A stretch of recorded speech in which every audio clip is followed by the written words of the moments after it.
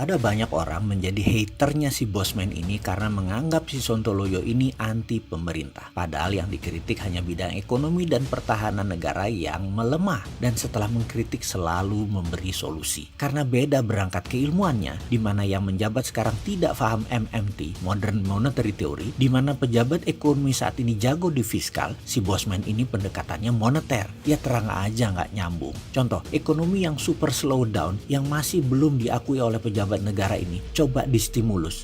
Stimulusnya semuanya relaksasi pajak. Ya pasti nggak jalan lah. Harusnya pendekatannya moneter, yaitu pompa uang ke sistem. Jadi bisa terlihat apa yang akan terjadi tahun ini dan tahun depan dengan relaksasi pajak tersebut kan. Sama seperti analisa kita sejak tahun 2017 di mana Rinso dijadikan ujung tombak ekonomi Indonesia. State capitalism yang jadi ujung tombak ekonomi berbasis pinjaman korporasi BUMN yang membuat hutang naik 3 kali lipat untuk membiayai proyek yang kurang begitu produktif. Lalu strategi nasionalisasi, Freeport diambil 51%, Blok Rokan, Blok Mahakam, dan berbagai lokasi lainnya diambil. Padahal kalau mau pendapatannya lebih tinggi tidak perlu kepemilikan sebuah usaha yang diambil. Negara tidak perlu berbisnis, dipajaki saja, tinggiin saja pajaknya, sama juga dapat untungnya. Kalau dinasionalisasikan ini bertentangan dengan semangat FDI, Foreign Direct Investment. Karena seperti komentar rekan-rekan bisnis saya dari Eropa dan ASEAN, males invest di Indonesia, nanti diambil asetnya, tinggal separuh mungkin. Kayak kita ini sewain tempat buat usaha. Ketika si pedagang bisnisnya bagus, tuan rumah berpikir, kenapa gua sewain?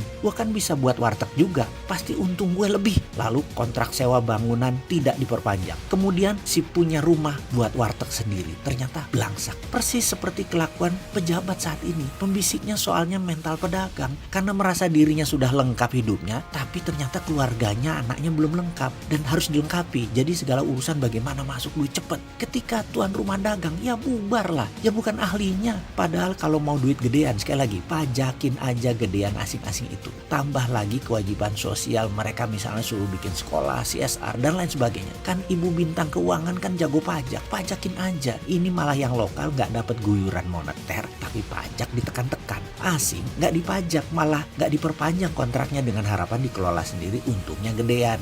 Hehehe. Kocak kalian itu. Dengan perilaku kebijakan ekonomi sejak 2017 ini hingga saat ini, maka secara analisa kita bisa melihat masalahnya seperti ini. Bagaimana kita tidak bergantung dengan Cina lagi. Kita sudah putus dengan Amerika. Sudah tidak bagian dari global supply chain hegemoni lagi. Hebat, sudah berani melawan hegemoni. Lalu kita 40% ekonominya ada hubungannya dengan Cina, yaitu impor. Sementara Indonesia tetap tidak jadi global supply chain Cina. Indonesia hanya marketnya Cina. Buktinya neraca perdagangan kita dengan Cina selalu minus. Lebih banyak impor daripada ekspor. Baca defisit atau kata lainnya adalah tekor. Jadi dari sebuah video dan kamera NASA yang disebar di media sosial didapat fakta bahwa udara di Cina saat ini bersih. Alias banyak manufaktur tidak produksi karena shutdown corona. Ketika memulai lagi, kira-kira hal ini di Cina akan memakan waktu mencapai puncaknya kira-kira 6 bulan. Jadi katakan Cina mulai bulan Juni tahun ini kembali menaikkan kapasitasnya. Maka puncaknya akan dicapai Desember 2020. Indonesia tidak akan tahan sampai Desember 2020. Inilah masa yang tepat Indonesia berdikari. Dan pejabat negara tahu dong apa yang Anda harus lakukan.